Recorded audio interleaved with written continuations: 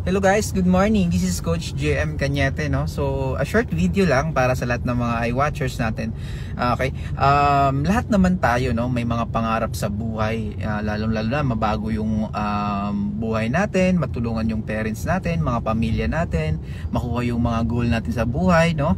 So, pag meron kang pangarap na ganun, talagang kailangan seryosohin mo. Desidido ka dapat. Buo dapat yung tiwala mo sa sarili mo. Wala ka dapat pagdududa sa sarili mo. So yun kasi yung una talaga na kailangan mo, no? Paniniwala mo sa sarili mo na maabot mo yung mga gusto mong maabot sa buhay. Okay?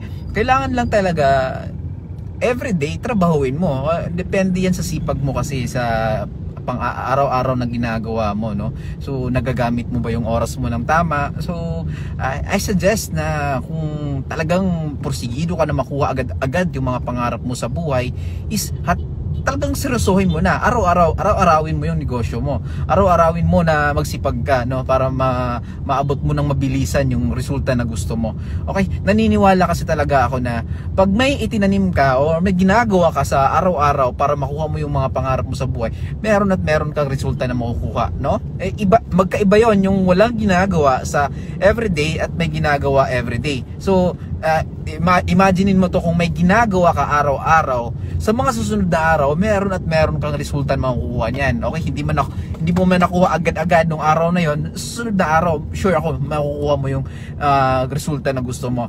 Compared to naghihintay ka ng resulta pero alam mo sa sarili mo wala kang ginagawa sa isang araw or sa mga araw na nakaraan, wala kang ginagawa, no?